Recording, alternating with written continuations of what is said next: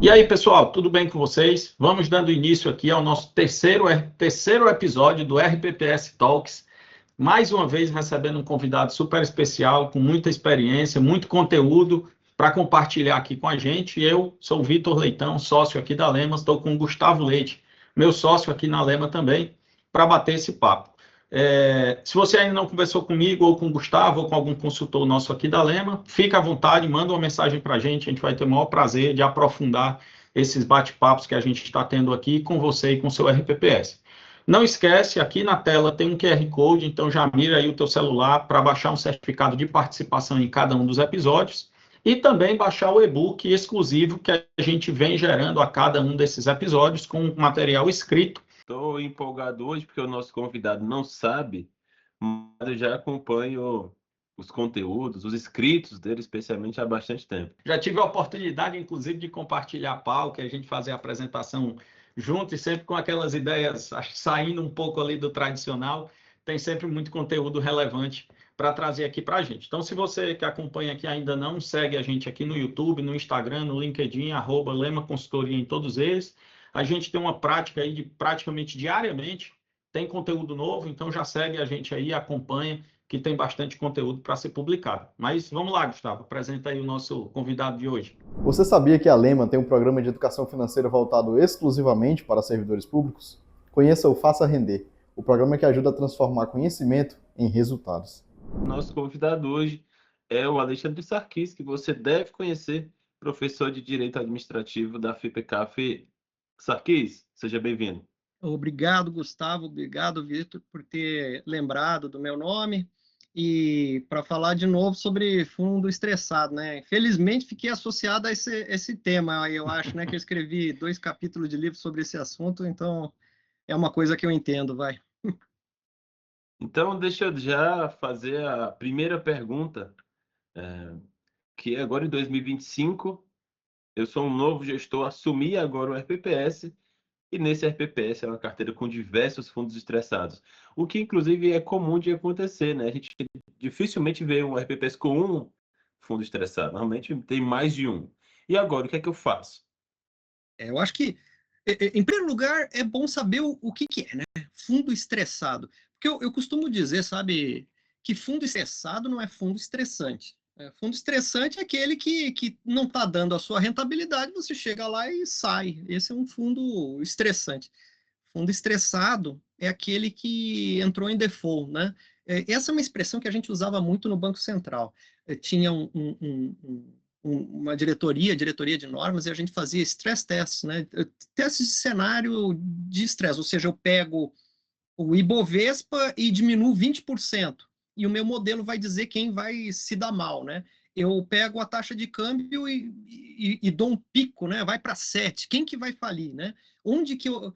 Isso é o estresse. E o que é o fundo estressado? É aquele que experimentou a ocorrência de um risco que excedeu aquele envelope contratual. Porque o fundo, na verdade, é um grande contrato, né? Você contrata uma certa política de investimentos, é o seu estatuto, e ele vai pagar, né? É uma obrigação de pagar de acordo com alguma técnica. Então, estressado é o fundo que entrou em default em alguma das suas cláusulas. Ele era aberto, fechou, né? Isso é muito comum, né? Ele, ele não está mais indicando o valor da cota de acordo com aquilo que a boa técnica contábil sugere, né? Então, são fundos que você acaba ficando casado com eles, né? Então, sim, você tem razão, Gustavo, são fundos que costumam estar na sua carteira. Por quê? Porque fechou e você não consegue sair. Pior, né? Digamos que essas 2 características são as principais do fundo estressado. A dificuldade do secundário, você não tem secundário disponível, e um valor de cota que não corresponde aos fundamentos, vamos deixar assim, né? Esse par gera qual consequência? Primeiro, que você não dispõe de um mecanismo endocontratual de sair, ou seja, você não chega lá e diz, eu quero meu dinheiro de volta. Eles falam, estamos fechados, mas você pode vender para outra pessoa. E o fato de que o valor contábil, né, digamos o valor contábil é aquele que é entregue pela administradora, não bem corresponde ao de venda forçada, faz com que você pegue o valor da cota em R$150 e vá no mercado secundário e eles lhe ofereçam 10. Aí você fala, bem, eu não vou assinar um negócio que reconheça juridicamente um prejuízo de R$140. Essa é a carinha do fundo estressado. Aí você me pergunta o que fazer, né? Isso aí é matéria para muito e muitas lives, né? Você sabe, eu não sei se eu posso continuar conversando, né? Eu vou falar só uma coisa. Só uma coisa. Escrevi um livro em 2017, 2016, faz tempo. Eu tenho ele aqui, por aqui. E no qual eu defendia uma outra estrutura societária, uma estrutura parasocietária, né? No direito societário, a gente tem as estruturas societárias, né? A assembleia, a fiscalização, a estrutura de prestadores de serviço, né? do fundo, e tem as estruturas parasocietárias, que não constam da lei, mas aderem a ela, né? Só existem em função daquela sociedade. Eu sugeri o acordo de cotistas. O que é o acordo de cotistas? É uma estrutura parasocietária por meio da qual os cotistas, 1, 2, 5, 10, 20% do capital, por que eu não digo 50% mais 1? Porque aí a gente tem, né, o poder de voto já, né, propriamente. Aí eu tenho o bloco de controle. Eu estou falando do acordo de acionistas. Um acordo de acionistas no qual eles se façam representar por uma voz, ou acordem, ou entrem em contato, a fim de que, pagando esse prestador de serviço, possa propiciar soluções, né? Ou seja, é uma forma de destinar dinheiro à solução sem integralizar mais cotas, né? Que aí a gente tem um bloqueio, né? Você sabe, né, Vitor? Eu tenho um fundo estressado, já meio que eu entendo que ele está desenquadrado, né? Porque nenhuma, né, da lista, nenhuma S1 vai querer pegar, então está lá solitário, eu não posso botar mais 1 centavo, né? Inclusive, isso foi uma coisa que a gente tentou mudar na resolução. Não pode botar mais nenhum centavo. Aí, eu perco a visão do fundo como uma abstração financeira, como um valor mobiliário, e vou aos bens que estão encapsulados, né? Então, eu tenho um fundo imobiliário, ele estressou-se, eu preciso resolver. Muito bem, como é que eu resolvo? Tem um terreno aqui, tem um terreno lá. Então, eu pulo o gestor e vou ver os ativos. E aí, chego nos ativos e alguém fala assim, não, mas eu tenho uma garantia ótima, é um imóvel, uma fazenda. No entanto, o gestor não depositou no cartório do registro do imóvel o documento que lhe dava a garantia de comercializar, né? Eu só tenho uma averbação premonitória, que é um negocinho que você paga lá baratinho, só diz lá um penduradinho, né? Essa averbação premonitória não garante nada, eu preciso registrar a propriedade. Só que para registrar a propriedade precisa pagar lá R$100 mil, que são os emolumentos. Muito bem, tem quantos? Tem 10 cotistas, R$100 mil, 10 mil para cada um, tá fácil. Pois é, só que a norma te impede de colocar 1 centavo. 1 centavo. Pois é. É um mercado desafiador. E mais, sabe? Eu tenho liberdade para falar aqui, né? É um que não conta com a simpatia dos órgãos de controle. Então, o que acontece? A gente chega nas reuniões e fala assim, vamos permitir isso, vamos permitir aquilo. Ninguém quer saber. Fala assim, não, se deixar mais dinheiro para esses vagabundos, aí eles vão aumentar o prejuízo do instituto. Ou seja, é quase como um virar as costas, né? Como se fosse patinho feio. Só que aí tem fundo estressado que tem dinheiro lá dentro, né? Então, eu acho que muito do fundo estressado é sair da caixinha do direito administrativo, digamos assim, da norma, e tentar tirar leite de pedra, o que nem sempre é fácil e exige coragem. A gente, inclusive aqui, Sarkis, assim, é bom essa tua fala inicial, foi importante, eu até, inclusive, consegui visualizar várias situações aqui que a gente já passou, né? A Lehman tem 13 anos, né? E aí, desde o início nosso aqui, a gente pegou ali o início de 2012, e em 2012 já tinha alguns fundos, acho que a gente pegou inclusive esse início ali entre 2012 e 2016, mais ou menos, foi uma farra, né? Foi. Hoje a gente tem vários clientes que têm esses fundos em carteira, muitos desses herdaram esses fundos, né? A maioria das pessoas que fez a aplicação nesses fundos, especialmente nos fraudulentos, porque acho que é importante também a gente separar o que é fundo estressado por uma questão de mercado, né? Eventualmente, você tinha um bom projeto, tinha uma boa estrutura e fracassou por algum motivo. E aqueles outros que foram, eu acho que é a maioria, que foram criados para fraudar mesmo, né? E aí, vários desses gestores que hoje estão nessa situação, têm esses fundos em carteira, eles não deram causa, mas às vezes era aquele que estava com a bomba no colo, né? Estourou na mão dele. E aí o cara acaba entra em processo de Ministério Público, Polícia Federal, inclusive a gente também, como consultor, mesmo tendo entrado, às vezes 5, 6 anos depois da aplicação, a gente entra e é chamado nesses processos também. E aí a questão é sempre essa, assim, imaginando que esse ano é um ano de novos gestores, né? A gente, naturalmente, após a eleição municipal, a gente tem algumas trocas de cadeira, as pessoas entram e, de fato, não sabem nem por onde começar, né? Nem por onde começar.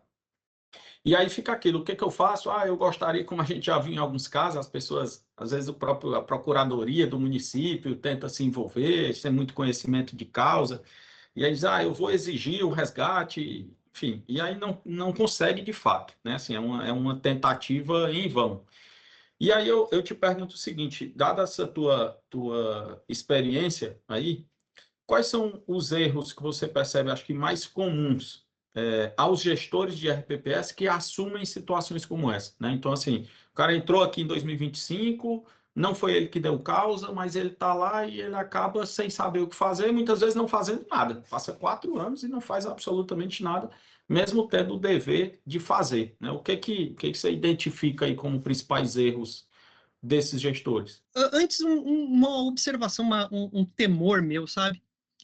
Eu acho, inclusive teve uma pessoa que me falou, mas, né, a gente ouve, o que a gente ouve nesses congressos, não sei, eu não consigo circular a fronte, mas eu ouvi que tem gente muito interessada na passagem do tempo, né? Porque a passagem do tempo, ela pode causar prescrição, né, do crime. É 20 anos, no caso de você mencionou a gestão fraudulenta, né? Gestão fraudulenta e a gestão temerária, acho que é a mesma regra, 20 anos. Então, 2013, 2023, 2033.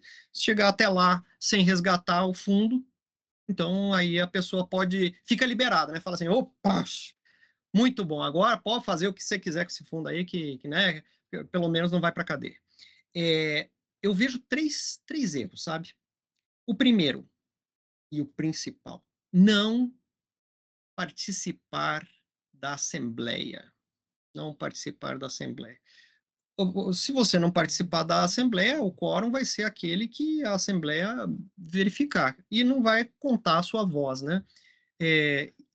O acordo de cotistas, né, teria essa facilidade, né? Porque chega uma pessoa com um documento representando procuração juridicamente válida de 10%, 20%, 30%, pois então, porque é na Assembleia que se altera a política, que se põe o fundo em liquidação, que se troca o gestor, que se troca o administrador. Então é essencial participar da Assembleia. Eu sei que é uma coisa chata, né? Eu mesmo sou investidor, né? E eu não vou em nenhuma Assembleia. O cara de 0,01%, eu não vou na Assembleia, nem leio a ata. Às vezes, a gente tem a tendência a destinar esse mesmo tratamento aos... Só que o investidor institucional não é um investidor de varejo, né? Então, não fazer a voz do instituto presente na Assembleia. A segunda, que eu penso, sabe, Vitor, é recusar acordo em juízo. Isso aí eu já vi várias vezes. Então, vai lá, o pessoal processou a gestora falou, olha, eu dou R$5, dou R$10 na cota, a cota está R$100, eu dou R$20, quiser, quer, não quer, se vira. Aí vai lá um monte de gente que sabe que vale, né, 21, 22 no máximo, o cara está oferecendo 20, vai lá e pega, né? Aí informa os outros institutos, né? Fala assim, olha, tá rolando um acordo. Aí o presidente do instituto, às vezes até novo, né? Fala assim, Não, mas aqui está marcado por 100. Se eu assinar um documento, é aquilo que eu te falei, né? Eu vou reconhecer uma perda de R$80? Não, claro que não. Está aqui R$100, eu recebo 100. Não. Seguinte, um dia vai chegar em 100, né? Não tem esse pensamento? Um dia chega em 100. Nem que leve 100 anos. Quando os R$100 de daqui 100 anos valer 1 centavo de hoje, mas vai chegar. Aí eu resgato. E não tenho que juridicamente incorrer em perda patrimonial. Não, pelo amor, vamos sofisticar isso. Não, esquece isso, não. Documenta a decisão. O que é o ato administrativo? O ato administrativo vale pela motivação do ato administrativo. Alexandre, mas daí eu vou ter que me explicar para o Tribunal de Contas, né? Olha, se você não quer se explicar para o Tribunal de Contas, está no lugar errado. Né? Pegou a administração, você quer casar e não quer se explicar para sua esposa. Simplesmente não acontece. Você vai se explicar. Você se explica para o tribunal e para a sociedade se você acertar ou se você errar.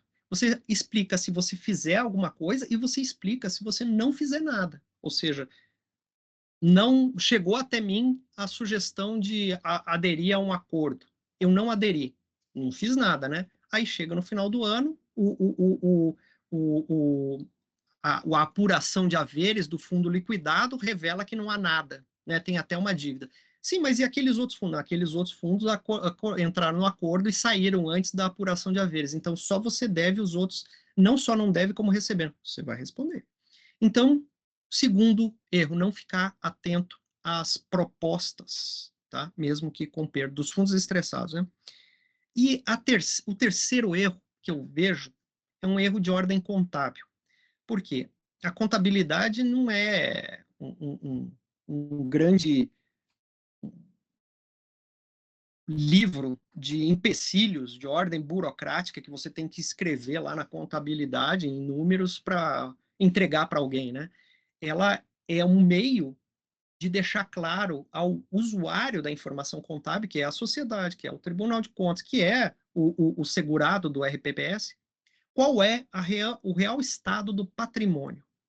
Então, o último erro que eu vejo é não fazer o provisionamento. Às vezes, eu já vi pessoas também comentando a respeito disso, né? Olha, eu tenho R$100 no valor da cota.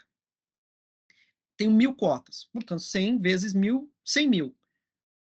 Qual é o substrato jurídico? A administradora, ela fez a contabilidade de acordo com a regra da CVM e me apresentou R$100 no valor de cota. Qual seria o fundamento para eu marcar outro registro, né? Mas você é obrigado, você põe ela no mercado e ela não vende por R$100, correto? Portanto, o valor venal, eu tenho um valor contábil histórico. O valor venal não é R$100. Isso aí você tem evidências fartas disso. Então, se impõe um dever jurídico de que você melhor informe a sociedade de qual é o real valor, mesmo até antecipando eventuais efeitos corretivos ou correcionais, né? Olha, aqui eu estou tendo que registrar, porque agora, qual seria a técnica adequada, né? Então, eu tenho até as normas contábeis têm uma série de ideais, né? O valor justo, o valor venal, o valor de venda forçada. Aí, eu acho que muito do problema com fundos estressados é que você entra em searas pouco conhecidas, né? Tem que meter a mão na massa da administração, da contabilidade para melhor administrar, né? É difícil. O Maeda, que vocês entrevistaram aí, né, meu grande amigo, ele fala uma coisa para mim, né? Às vezes ele fala, fundo estressado é um mercado desse tamanho aqui. Eu tenho fundos que é meio trilhão no Brasil. Aí tem um tiquinho em fundo estressado que me dá uma dor de cabeça. Então, é isso. Você vai ter na sua carteira 4% de fundo estressado, mas eles dão muito trabalho. Esses três grandes problemas aí que eu vejo. A gente, inclusive, até, Gustavo, rapidinho aqui, só para registrar, acho que é importante as pessoas, alguns pontos aqui da tua fala, Sarkis, quando você fala, por exemplo, da questão dos 20 anos, né? Se a gente pegar ali 2033, muitos desses malfeitos já estão mais perto do que longe, né? Já passaram desses 10 anos, então o pessoal, de fato, fica correndo aí contra o tempo. E isso é muito perceptível no nosso mercado, inclusive você sabe bem disso, pela questão das contratações, inclusive de consultoria, né? Então, assim, esse é um ponto que a gente sempre bate muito nessa tecla, inclusive quem está nos acompanhando pode buscar até no nosso YouTube, aqui tem material sobre isso, de contratações a preços irrisórios, né? Então, assim, muitas vezes as contratações são absurdamente baratas para tentar, de fato, colocar panos quentes em cima de uma situação e administrar o tempo, né? Então, esse é um ponto que vale sempre ser reforçado, as pessoas terem essa percepção do que está por trás desse preço tão barato, né? E aí um outro ponto, só que eu lembrei, em 2018, a gente participou aqui numa decisão dessas difíceis de gestão, junto com o RPPS cliente nosso, que também tinha herdado um fundo aplicado em alguns anos anteriores, numa assembleia, que eu lembro bem que era em Porto Alegre, e era no dia 2 de janeiro de 2018. Isso me chamou muita atenção, porque era no primeiro dia útil do ano, era uma assembleia às 14 horas, e o presidente do RPPS, até então aqui do Ceará, ele pegou um voo, foi num bate e volta Fortaleza-Porto Alegre, você imagina aí, né? Atravessou o país inteiro, para protocolar fisicamente, pessoalmente, um pedido de resgate, porque essa assembleia fecharia o fundo para resgate. E era um fundo que a gente já tinha visto que ele não parava de pé, né? Então, assim, era um fundo que fatalmente daria problema. Inclusive, tinha a penalidade de taxa de saída. Uhum. E aí a gente fez a conta, defendeu, elaboramos um relatório técnico que disse, ó, o respaldo é esse, é melhor a gente abrir mão desses 20%. Inclusive a taxa de saída, eu lembro que ela era escalonada entre 20% e 25%, a gente abriu mão ali de uns 22% mais ou menos do valor, mas a gente vai garantir esses 78%. Se a gente permanecer no fundo, é certo que a gente vai perder tudo. Então, assim, ele foi muito corajoso, junto com o comitê, a gente defendeu, enquanto assessoria junto, fizemos um relatório, disse, ó, o tribunal vai nos questionar, que é papel dele, mas a gente tem resposta. Então, esse pedido foi feito, né? Ele foi lá, protocolou, o pessoal tentou ainda, chamou ali para um cafezinho, conversa um pouco, ele disse, ó, protocolo o pedido na recepção, para não ter perigo de ninguém te levar para outro lugar. Então, de fato, assim, ele fez e a gente provou depois que foi, de fato, um sucesso, assim, a gente escapou disso, né? Um RPPS que hoje entrou em outros fundos, já tinha na época, não foi só um. Geralmente o pessoal fazia isso, né? Quando entra em um, entra em dois, entra em três, entra em cinco. Tem RPPS, tem 9 fundos estressados na carteira, 10 fundos, né? E aí esse foi um caso muito interessante, porque a gente usa, inclusive, isso de exemplo para essas tomadas de decisão que são mais difíceis, né? Realmente não é fácil, mas que, de fato, geram um efeito depois que passa um tempo e a gente olha e diz, poxa, como foi boa aí, né? Como a gente livrou alguns milhões de reais dessas aplicações. Eu me lembro de um caso que foi 30%. 30%. E aí o tribunal, obviamente, questionou. Mas antes do final do ano já tinha ficado o valor da cota abaixo de 30%, porque tem assembleia que fecha o fundo já para, né, evitar a correria, né?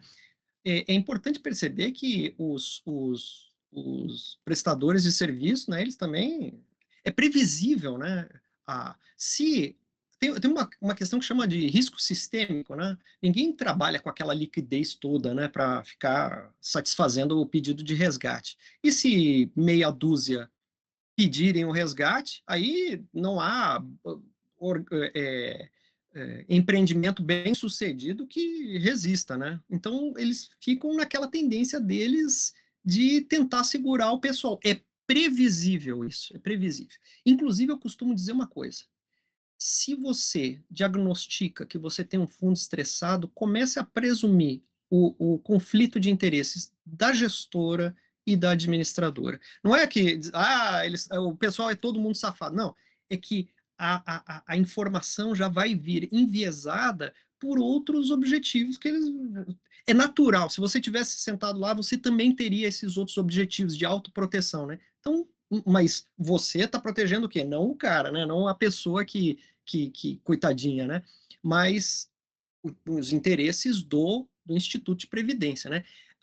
Inclusive, eu me lembro que eu assisti sabe essas séries do Netflix? Tem uma série que chama Billions, né? Que é os caras, né, de fundo de investimento norte-americano, né? Aí ele tem uma reunião, ele precisa captar o tal do Ace, o personagem principal, precisa captar. Aí ele vai falar com quem? Com o presidente do fundo de previdência dos bombeiros do estado de Nova York. Então eu pensei, olha, lá tem fundo de previdência também. E o que o cara fala? Não, você está desenquadrado, isso eu vou ter que tirar aí, não tem como, cara. Sabe, aquela cobertura lá. Aí eu falo o seguinte, aqui no Brasil é a mesma coisa, só que em vez de mesa com tampo de embuia, né, é aquelas, né, mesinha simplinha, né, revestida de fórmica, mas é a mesma técnica, os mesmos dilemas, a mesma ética que você precisa imprimir. Então, ser presidente de fundo é dizer não para um bando de gente, né? Então, você chega lá pedindo o protocolo, ó, estou pedindo para resgatar. Não, meu amigo, mas isso, mas aquilo. Não é eu sou amicíssimo seu, daria um beijo na sua boca. O problema é o conselho que já disse que é para eu vir tirar. Então, estou vindo aqui cumprir uma decisão já tomada. Por favor, assine aqui e receber o protocolo. Eu só gostaria de comentar uma coisa, se você me permitir. Eu tenho um truque aqui, quer ver? Tá pequenininha a letra? Vou aumentar aqui. O caso de inexigibilidade de licitação, sabe? Desculpa, Sarkis, Pois sobre não, isso talvez não dê para enxergar, mas a gente vai disponibilizar esse link com esse trecho do documento para que quem quiser acompanhar aí na íntegra possa fazer. já estou mandando aqui para o nosso amigo Vitor Lidão. É a lei de licitação. É a lei de licitação e é o artigo 74, que é a inexigibilidade, né? É inexigível a licitação quando inviável a competição, em especial nos seguintes casos. Inciso 3, contratação dos seguintes serviços técnicos especializados de natureza predominantemente intelectual, com profissionais ou empresas de notória especialização. Aí eu tenho assessorias ou consultorias técnicas, auditorias financeiras ou tributárias. Eu não vejo como interpretar, é artigo 74, inciso 3, a linha C. Né? E se você quiser saber como é que prova esses requisitos, né, que era uma dúvida que tinha na lei, aí eu tenho o parágrafo 3º. Para fins do inciso 3 do caput, considera-se notória especialização profissional empresa, desempenho anterior, estudos, experiência, publicação, organização, aparelhamento, equipe técnica, ou outros requisitos que permita inferir que o trabalho é reconhecido. Né? Então, eu preciso de uma natureza singular? Não preciso. Eu preciso que seja inviável a competição? Inviável a competição significa só tem um daquilo. Não, não é. Com profissionais de notória especialização. Se fosse assim, a ferro e fogo, eu diria com um único profissional. Não, não é isso. Eu tenho pessoas da minha confiança técnica que apresentam equipe, tem publicações, tem sistemas, né, que me permite inferir, como diz a lei, que eles são de notória especialização. Pois então, eu vou contratar com eles. Mas como é que eu vou justificar o preço e como é que eu vou justificar que eu contratei fulano e não cicrano? Fulano e não cicrano é com base nisso, né? Parágrafo 3º. E o preço? O preço é internamente comprovado, ou seja, a empresa com quem você contratar, ela mesma vai oferecer notas fiscais ou outros contratos que demonstram que em prefeituras ou regimes de outro, em contratos de mesma magnitude, foi praticado um preço similar. Pronto, está comprovado. E o tribunal não vai, o Tribunal de Contas, o Ministério Público não vai encher, você vai mostrar a lei, vai mostrar o seu processo administrativo, que é o seu escudo, né? E mais prejuízo para o interesse público, mais interesse em prejuízo para a administração pública é um contrato ruim, né? Sendo que o caso aqui está te indicando para a inexigibilidade, ou seja, você não é uma dispensa de licitação. A dispensa de licitação é o seguinte: ou eu faço, ou eu não faço. Está no meu colo. A inexigibilidade de licitação é não faça licitação. Por quê? Porque nesse cenário de fundo intelectual, o preço tende a zero. Eu costumo dizer o seguinte, né? Até foi no sindicato da construção civil aqui em São Paulo e falei isso.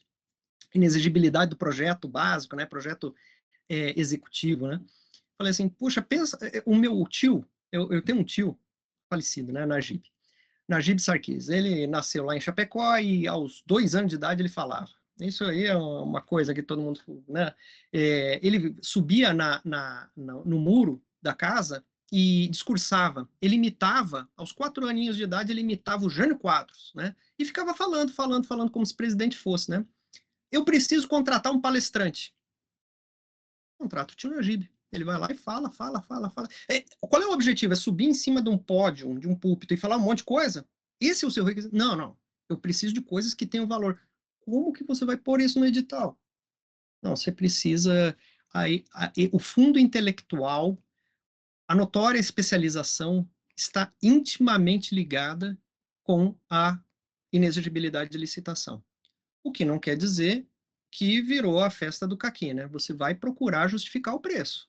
Sim. E pode ter negociação de preço também, hein? Não estou dizendo que não pode chegar, poxa, aqui 100 mil reais, não, vamos fechar por 90, vamos fazer um negocinho melhor. Não, pode sim. O que não pode é abrir o leilão, que o resultado, a lei já prevê, já antevê que não vai ser muito favorável. Deixa eu aproveitar a tua fala anterior, junto com essa. Tu falou antes sobre o acompanhamento na verdade, a análise profunda do administrador, do gestor, que tem a ver com o processo de credenciamento, inclusive sobre isso. A gente vai falar no nosso próximo episódio com o Andrei, você vai falar profundamente sobre isso. Então, naturalmente, quando você for analisar um determinado produto de investimento, você tem que fazer antes um processo de análise robusto, profundo, das empresas que estão por trás dele, assim como, naturalmente, você tem que fazer uma análise profunda da empresa ou das empresas que serão as tuas parceiras nesse caminhar com os investimentos. E aí, juntando esses dois casos, quais são os riscos que o Vitor perguntou, quais são os erros, né, que são cometidos depois que eu assumo uma carteira dessa? E além dos erros, quais são os riscos que eu corro assumindo esse trabalho e não participando das assembleias, como você falou, não analisando as propostas, não dando o tratamento contábil adequado? Quais são os riscos, inclusive não ter esse acompanhamento com estudos técnicos, que aí tu falou de ter esse acompanhamento de consultoria? Quais são os riscos que eu, gestor, eu do comitê de investimento, corro enfim, a assumir e não conseguir dar o atendimento necessário a esses casos? Mas tem um ditado que diz o seguinte: nenhum vento ajuda o navegante que não sabe para onde quer ir, né? Então, agora tá liquidando o fundo, vamos liquidar? Não, agora fechou, será que a gente continua, né? Tem um ditado também, e esse não tem fonte, que diz que performance passada não assegura a performance futura, né?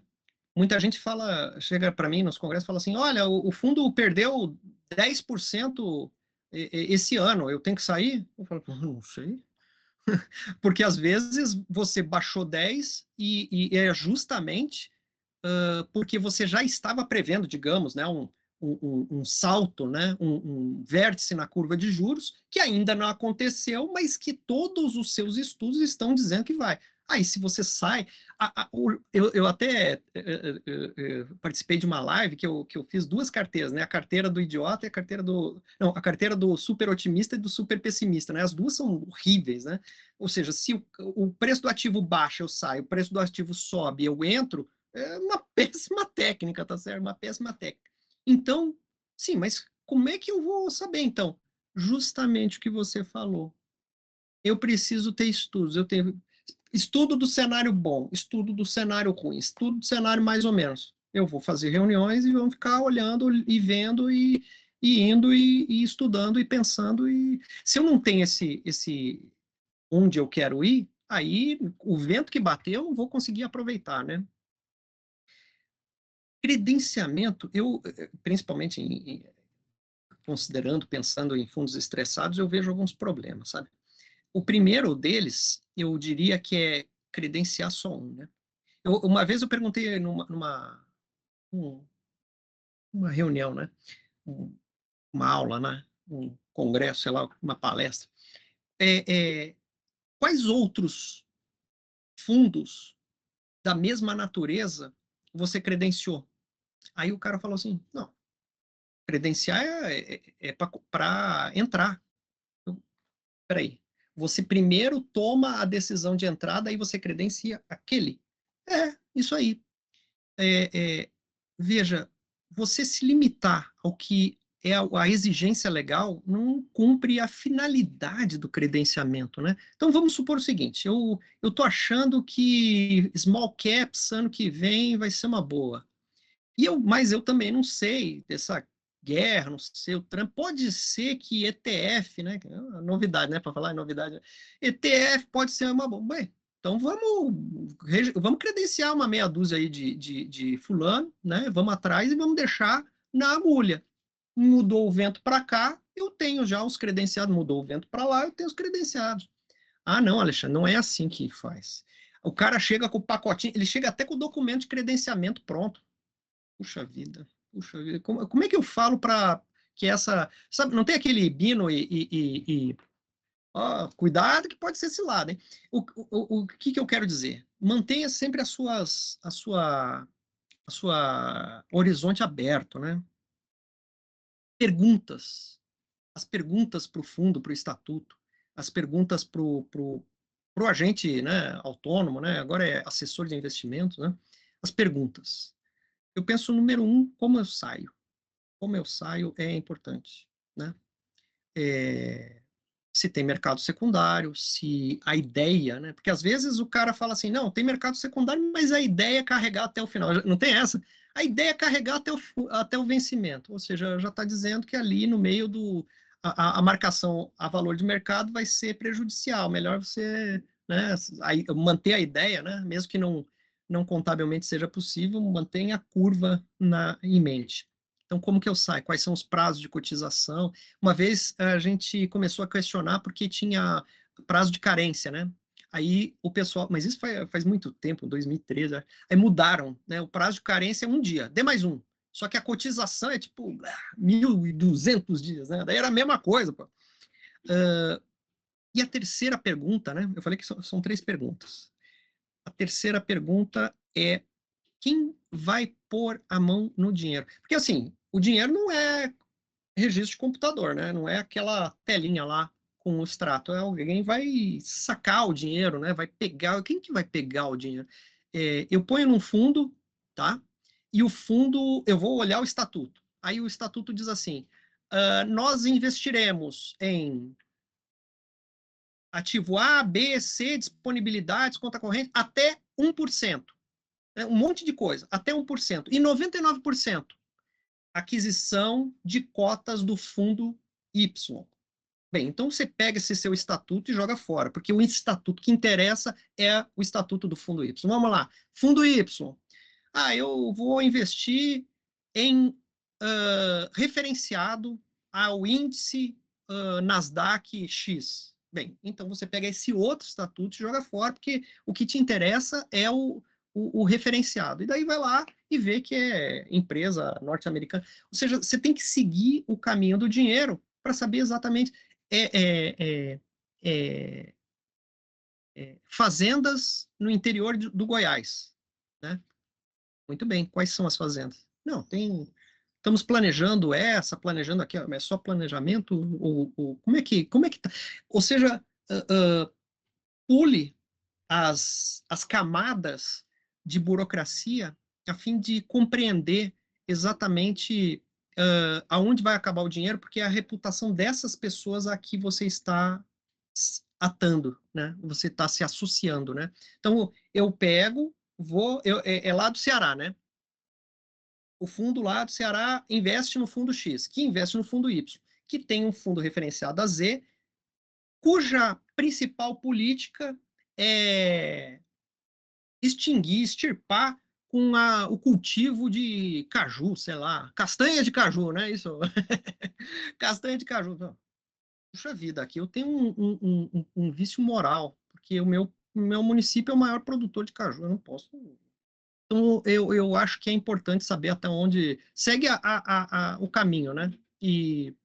Porque nesse nessa, associada, é claro, eu estou falando uma anedota, né? Nunca vai ser isso, mas essa finalidade, ela pode estar associada a um nome muito diferente. Então, eu tenho lá, fundo não sei o que, renda fixa. Opa, renda fixa, né? Mas vai para isso, que vai para aquilo, que vai para aquilo, que tem crédito privado. E o crédito privado é baseado em apostas malucas. Bem, então essa é a renda fixa mais variável que você já vai ver na sua vida, né? Bem, tô falando demais aí. Que a gente adota, faltando aqui para esses casos mais de problemas herdados, né? A gente adota uma prática aqui já há muito tempo, com clientes nossos que estão nesses fundos, que é a integração deles com outros cotistas, né? Então, assim, hoje isso é muito fácil em função do WhatsApp, né? As pessoas hoje, eu acho que dos RPPS se conhecem mais, então a gente está sempre nesses congressos, até pelo volume de eventos que se tem hoje, e de grupos mesmo, né, de RPPS. Então, até teve um caso bem emblemático em 2024, que a gente passou a acompanhar, e um RPPS do Mato Grosso do Sul nos procurou, porque tinha entrado em um fundo desse, que tinha dado default, enfim, um caso bem famoso. E aí, em seguida, depois veio um segundo, veio um terceiro, veio um quarto, a gente começou a buscar e a gente viu que eram 16 RPPS cotistas, fora as quase 5 mil pessoas físicas, empresas, enfim. E ali tinham 16 RPPS. Então, a gente fez um trabalho junto com eles de criar um grupo de WhatsApp com todos esses 16, na verdade foram até 15, teve um que não quis participar, para que a gente começasse a interagir, né? Então, assim, hoje esses RPPS, eles trocam informação, são 4 que são clientes nossos, a gente acaba abastecendo todo mundo de informação, até porque a gente entende que não adianta a gente trabalhar para esses 4, se os outros 12 trabalharem por outro lado, vai numa assembleia, a gente vai estar sempre, um puxa para um lado, um para o outro. Então, a gente vai tentando, na medida do possível, gerar algumas informações que são compartilhadas com todos, para que as pessoas, de fato, se mobilizem. E o que a gente percebe vários desses simplesmente negligenciam mesmo. Assim, alguns a gente conhece que não são clientes nossos, que são, a gente sempre está gerando relatório, está conversando com o conselho, cada reunião a gente faz uma atualização mensal com o gestor do fundo, então faz uma atazinha ali da conversa, registra quem participou, o que foi falado, envia para eles por e-mail, isso tudo vai ficando documentado como uma forma, inclusive, de proteção. Alguns outros, a gente, inclusive, conversando em eventos, isso não vai dar em nada, eu já desisti, isso não, eu não tenho paciência de ficar ouvindo essas reuniões todo mês, o pessoal fica dando desculpa, eu sei que não vai dar em nada, eu não vou fazer nada. E aí, em muitos casos, a gente acaba vendo os cotistas trabalhando contra o próprio interesse quando eles entram na justiça. E aí dizem, eu vou para me proteger, eu vou judicializar. A gente acaba vendo, muitas vezes, as decisões do judiciário são completamente contrárias ao interesse do fundo. Às vezes o juiz não tem qualificação suficiente para entender de mercado e toma uma decisão, bloqueia a conta do fundo e faz aquela confusão porque ele acha que aquele cotista, aquele dinheiro está carimbado e é dele, né? E não de todos, não do condomínio.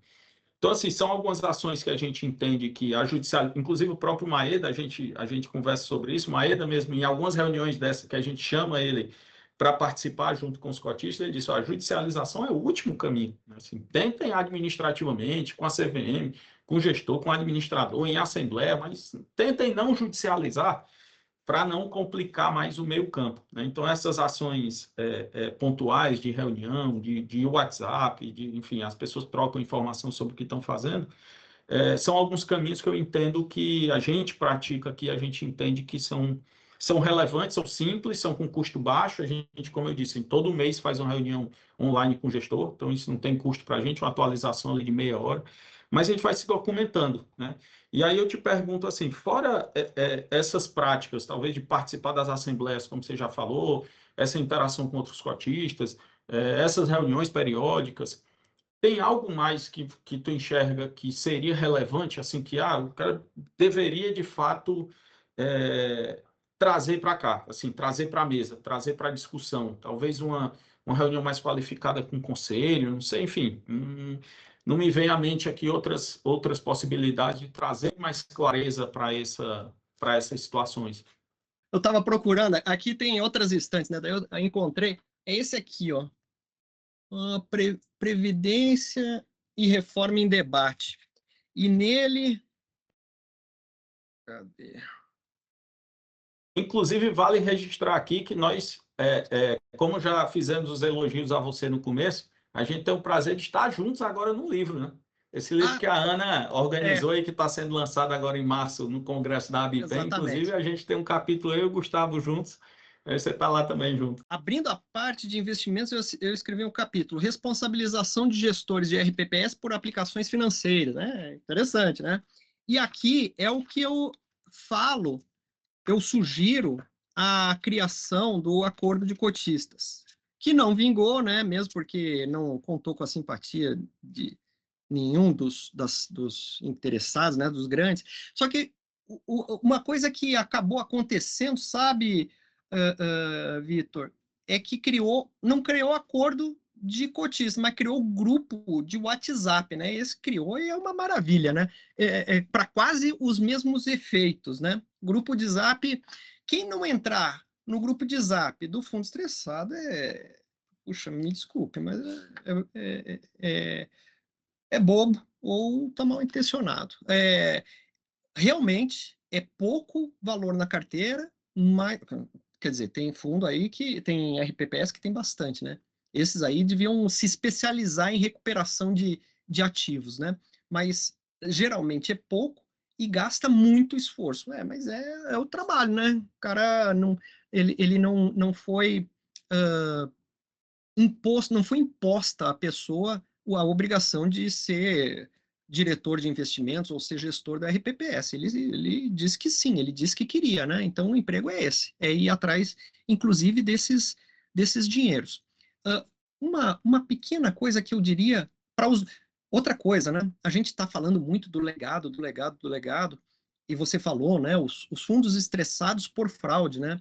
Veja, tem fundo estressado não por fraude, por estresse do mercado, né? Por ocorrência do sinistro que era pouco provável, né? Que é esse o estresse.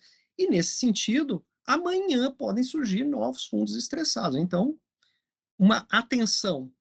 Quando você lê o estatuto, que eu falei, joga esse estatuto fora, vai para o outro, vai para mas antes você olha no estatuto primeiro, uma coisa importante que é o exercício dos direitos políticos. Tem muito estatuto, tem estatutos que dizem que para alterar o administrador ou alterar o gestor precisa de 100% dos votos. Isso é a mesma coisa que dizer que é impossível, né? Que não pode trocar. Então ele pode ficar conflitado quanto for, ele sabe que ele não vai trocar. Então tem que ter meios razoáveis para fazer as alterações, impor a liquidação no fundo, impor a alteração de administrador, impor a alteração de gestor ou outros prestadores de serviços, né? Outra coisa que eu traria à mesa na administração de fundos estressados em recuperação, além da comunicação, né?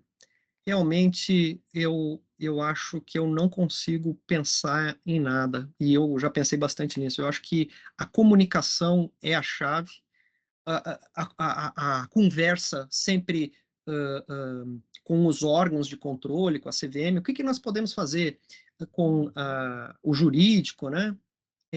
E você tem razão também, você judicializar a coisa, porque o que você vai judicializar? Uma obrigação de fazer, né? E a obrigação de fazer, ela vem muito rápida e rasteira, né? Em termos simples, e o juízo não vai segurar uma bronca, né?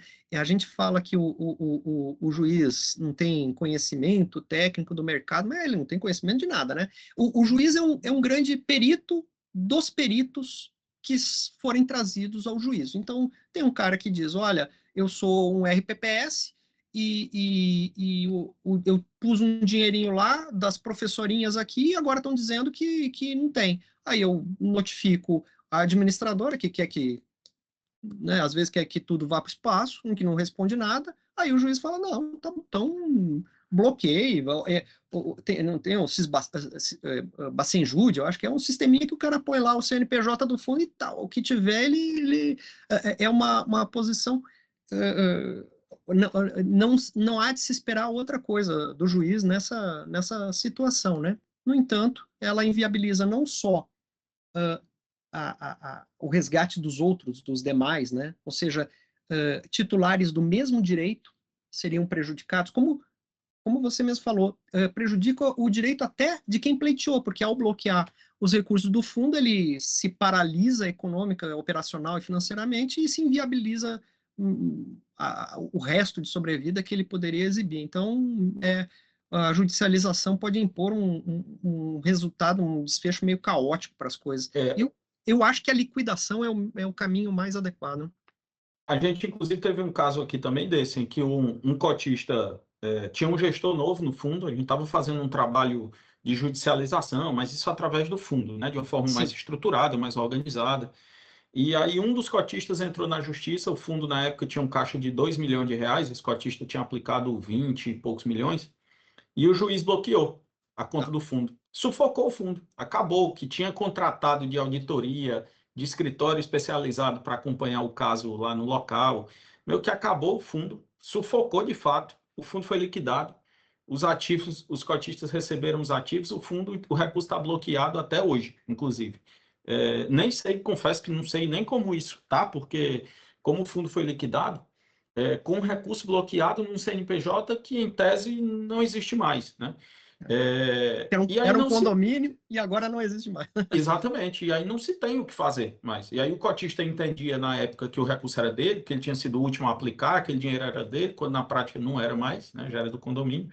Então, assim, foi um exemplo muito claro para a gente do que não fazer, né? De quão prejudicial, às vezes, é uma judicialização, e o próprio juiz lá, depois o pessoal tentou conversar, e disse, já era um outro que tinha assumido o caso, ele disse, eu não entendo apelação, disso, né? E eu não vou mexer, enquanto eu estiver aqui, eu não vou mexer nesse caso, é muito complicado, eu não entendo, enfim, em outras palavras, eu não tenho o que fazer, eu não vou fazer nada aqui. Então, são situações aí que a gente tem das mais absurdas possíveis, mas desse histórico desses fundos, né? E, Vitor, se eu puder acrescentar aí o que fazer, como o Sarkis já falou, de solicitar informações, eu sugiro que formalize, tá? O máximo de demandas e da comunicação, de modo geral. Até aconteceu esses dias com um cliente nosso, que interessante, que é um fundo bem conhecido, que eu considero estressado, e outras pessoas acham que não. Só que esse fundo atende a esse par de critérios que o Sarkis falou no começo, então fico mais seguro aí de achar que ele é, sim, um fundo estressado. E aí esse cliente nosso a gente orientou, ele pediu algumas informações, e mandou lá por e-mail formalizado, bonitinho, recebeu uma resposta péssima, que não respondia nenhum dos questionamentos, mas, e aí, com base nisso, a gente fez a análise, pelo menos para dizer, olha, a gente pediu, questionou, as respostas recebidas foram essas, insuficientes, a gente não consegue avançar em nada, mas o trabalho de acompanhamento, de envidamento de esforços, que está lá na portaria, está sendo feito. Então, a minha sugestão é essa. Mas deixa eu já aproveitar e me dar com uma pergunta, Sarkis, que a gente está falando de, agora assumir um fundo estressado, o que fazer? Mas minha carteira está limpinha, tem nenhum fundo estressado, graças a Deus, menos trabalho para a gente. O que é que eu preciso fazer? Quais são as suas recomendações de aprimoramento das diligências, da governança, para que a gente diminua, pelo menos, o risco de entrar num ativo, num investimento desse e que possa onerar naturalmente o nosso patrimônio?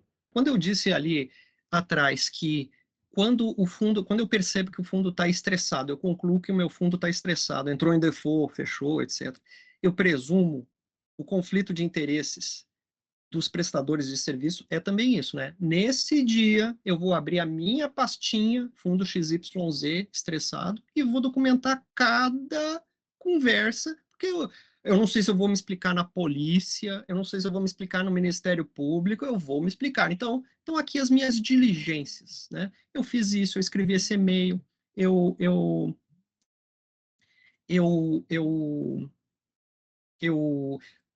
outra, eu quero solicitar um resgate, é como o Vitor falou, não é e-mail não, porque e-mail o cara fala que não recebeu, né?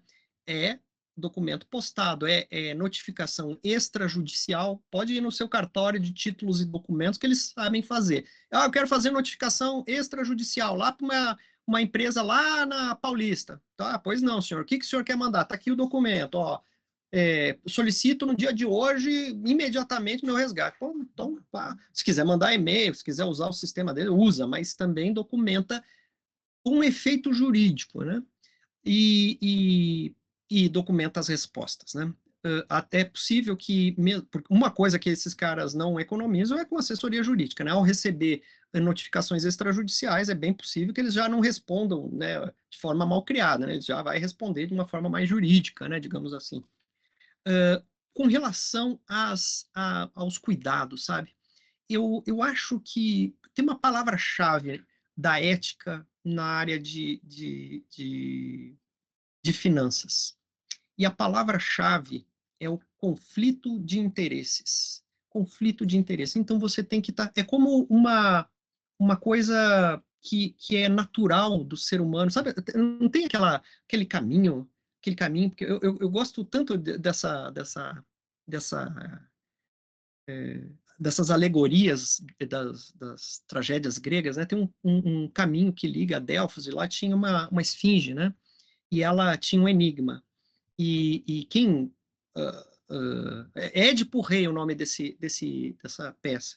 Quem desvendasse o enigma da esfinge ia ser rei, mas quem se aventurasse e não conseguisse, morria, né? E o enigma era o seguinte: qual é o animal que de manhã anda com 4 patas, à tarde com 2 e à noite com 3?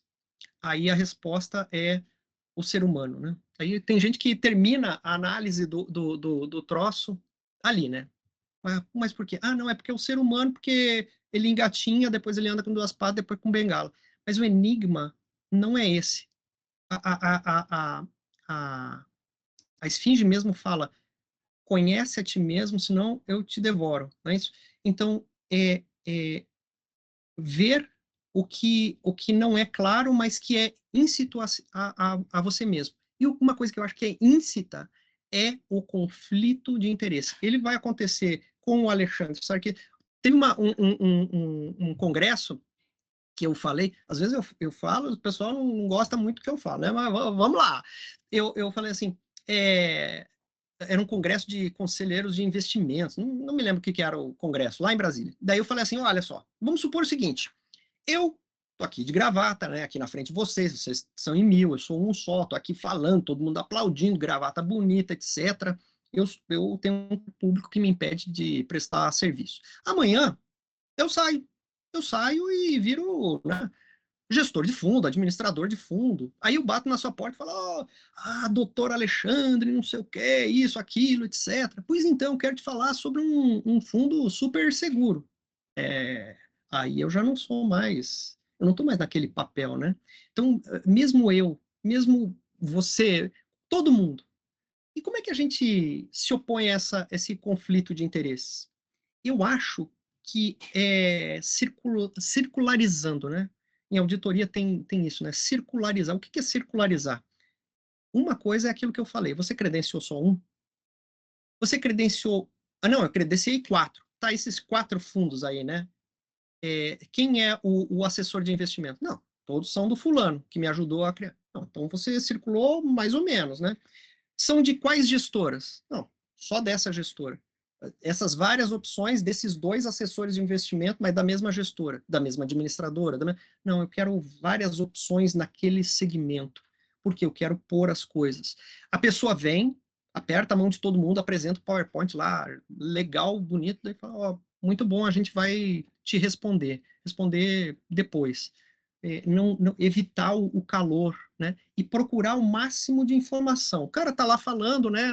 Não, é porque tem uma fazenda no interior de Goiás e a gente está com um plano, a fazenda chama Chalana, né? Chalana é do Leonardo, chama, sei lá, XYZ, daí você pega o seu celular, né? Esse aqui, e vai lá, fazenda Chalana, vamos ver onde é que é. Daí você já vê que tem uma questão fundiária, já vê... Informações. Não se satisfazer com as informações que vêm da fonte X, procura a fonte Y, a fonte Z, pensa em vários aspectos, né? Vários aspectos da coisa, e fica sempre se questionando, duvidando das próprias decisões. Tem muita gente que fala o seguinte: puxa, Alexandre, você está falando a fórmula para perder a oportunidade de mercado. Essa forma de decidir, com todo mundo opinando, é o jeitinho para levar um mês para decidir investir ou sair de um fundo. É isso aí mesmo. Não, mas daí eu vou perder a oportunidade, a janela de mercado. Mas janela de mercado de um dia, de uma semana, quem aproveita é o tubarão, não é o fundo de previdência. O fundo de previdência é investidor institucional. O investidor institucional, ele vai nas grandes ondas do mercado, né?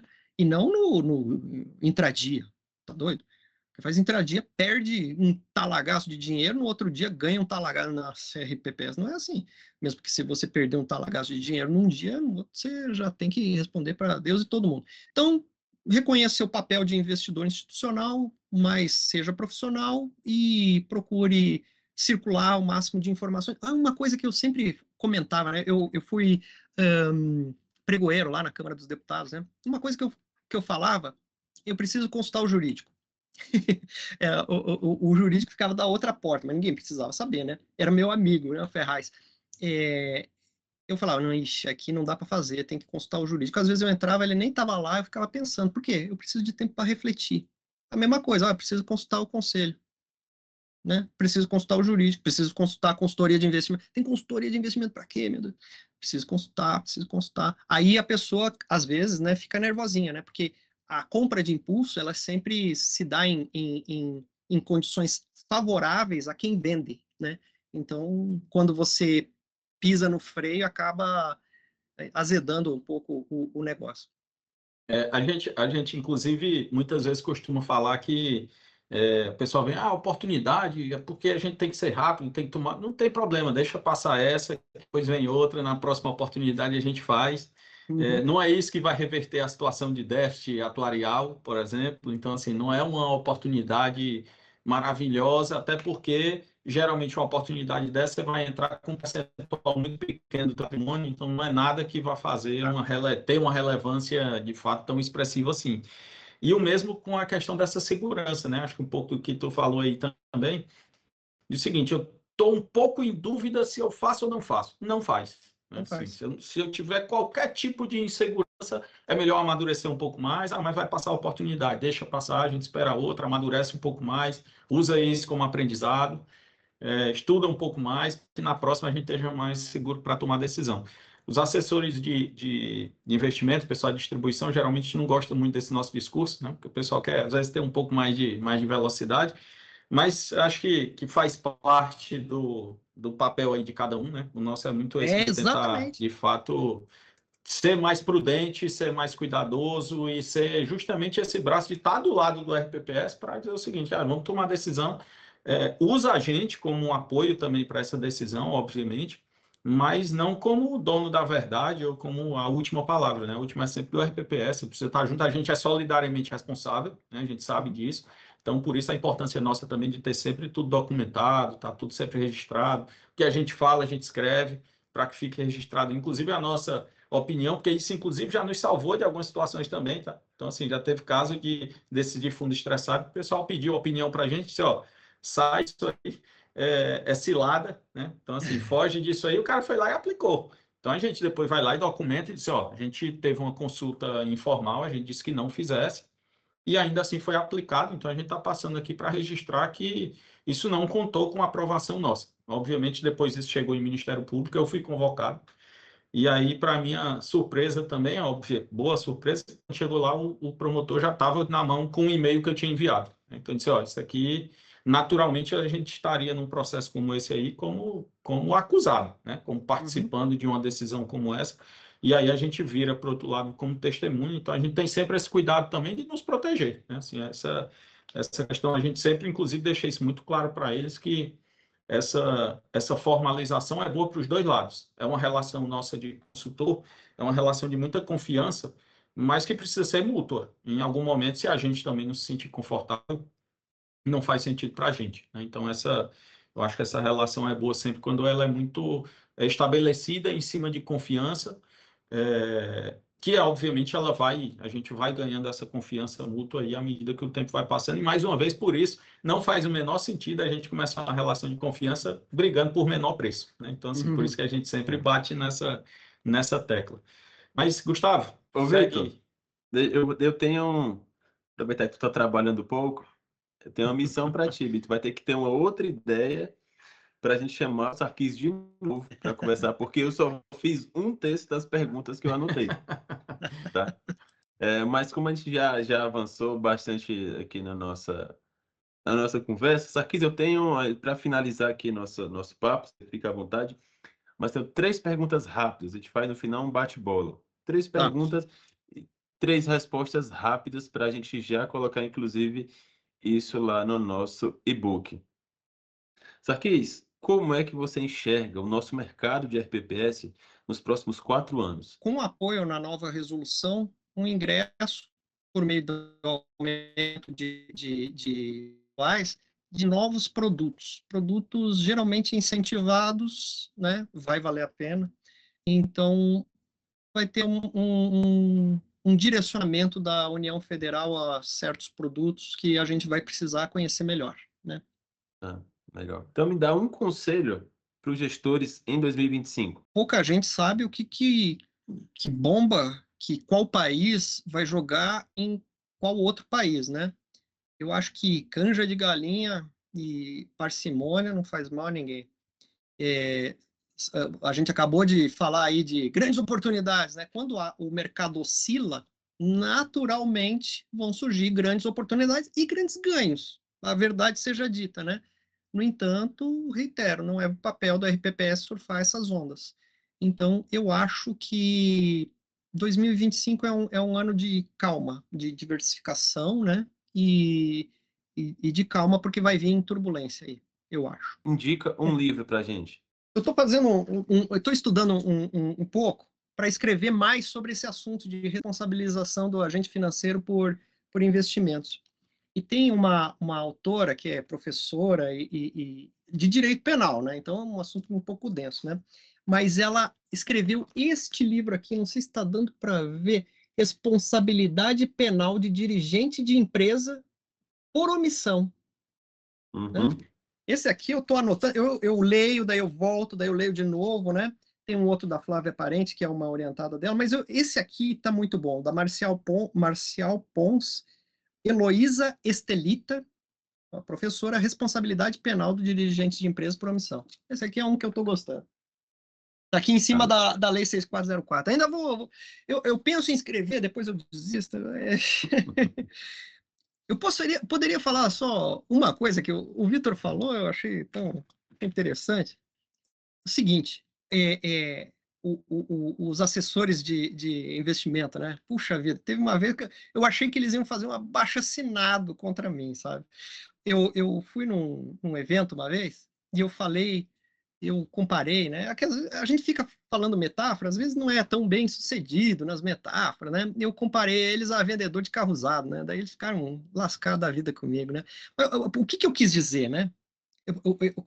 O contexto que eu estava falando era justamente o seguinte: a pessoa trabalha por comissão, como outras, né? Como, por exemplo, vendedor de carro, é comissão. Então, ela vai vender um carro que é X mil, né? Daí você não entende nada da estrutura de remuneração. Né? Mas eu falo no sentido justamente que o Vitor falou: cada um tem o seu papel. O papel do assessor de investimento é exaltar as qualidades do produto que ele está trazendo. Não, eu quero que o assessor de investimento exalte as qualidades do produto da concorrência dele. Daí ele vai falir, meu amigo, não vai funcionar assim. Então, saiba qual é o quadrado de cada um. Tanto é que eu tentei... a versão que eu quis acabou não tão intensa na minuta da resolução, mas eu queria que a gente sublinhasse o poder-dever do presidente do RPPS de solicitar a estrutura de remuneração da operação que está sendo concluída e da operação que está sendo mantida, né? Ou seja, eu quero saber quanto que cada um vai receber, né? Por quê? Né? Eu não sou comunista, viu? Trabalhei no Banco Central, sou mestre em economia, não sou comunista, nem quero que todo mundo faça voto de caridade. Mas é necessário saber que, né? Inclusive, a gente falou do Billions, né? O fundo de pensão dos dos policiais lá de Nova York, lá é obrigatório consignar a estrutura de remuneração. Ah, Estados Unidos, hein? Então não é coisa que a CVM tirou do chapéu, não, nem inventou. É uma coisa que existe em outros lugares. Então eu quero saber quem que vai receber quanto por... Um colega que eu admiro muito falou, não, isso aí é muito ruim, Alexandre. Quando o pessoal vê quanto que as pessoas vão levar, aí elas vão querer levar também. Tudo bem. Se a gente vai partir desse pressuposto, aí deixa, né? Essa, inclusive, é uma mudança que está ocorrendo aí no mercado, né? Assim, o mercado está essa abertura do ganho de cada um dos prestadores de serviço em fundo de investimento. Inclusive, já tem causado muita polêmica, acho que, inclusive, por causa disso, né? Pela estrutura de remuneração diferente para cada um, mas, de fato, é uma das inovações aí da 175, né? Para trazer mais transparência, acho que mais conhecimento de fato para o investidor, por que eventualmente você é mais direcionado para um produto em relação a outro, né? E essa estrutura de remuneração vai ficar muito mais clara. Mas, Sarquis, eu queria te agradecer demais, achou um papo riquíssimo, o Gustavo falou, a gente vai precisar de outros para a gente aprofundar um pouco mais, a gente passaria muito mais tempo aqui conversando, mas, enfim, em função do nosso tempo aí, a gente precisa, de fato, encerrar, mas foi muito bom, acho que a gente vai conseguir gerar, inclusive, um e-book super rico aí para as pessoas, ressaltando que tem um QR Code na tela, então pode baixar aí esse material que a gente gerou, a gente vai tentar resumir aqui um pouco dessa fala, dessas dicas, os erros, os riscos, enfim, que o Sarquis bem trouxe aqui para a gente nessa questão dos fundos estressados. Então, agradeço demais a sua participação, acho que foi muito, muito rica, muito proveitosa e, de fato, a gente poderia, eventualmente, depois fazer até explorando outros tipos de assunto, enfim, para trazer um pouco mais essa tua experiência, o teu conhecimento aqui com a boa gestão, né? Acho que eu diria aí de uma forma até mais ampla, com a governança boa para os RPPS, especialmente para aqueles gestores que estão entrando agora, né? Estão iniciando aí um ciclo novo, estão conhecendo esse mundo que é RPPS, investimentos é só uma parte deles, e aí ali dentro a gente aprofundou um pouco mais aqui na questão dos fundos estressados, mas queria te agradecer demais pelo seu tempo aí, mais uma vez, precioso dedicado aqui para a gente. Então, obrigado, Sarquis. O prazer foi meu. Estou à disposição, vocês são pessoas muito profissionais, muito técnicas, e que eu tenho prazer de dialogar com vocês. Você e o Gustavo. Obrigado. Valeu, e para quem é cliente Lema, fica aí que a gente vai, como vocês já esperam, lançar aquele nosso conteúdo exclusivo. É isso aí. Valeu, gente. Um abraço. Até a próxima.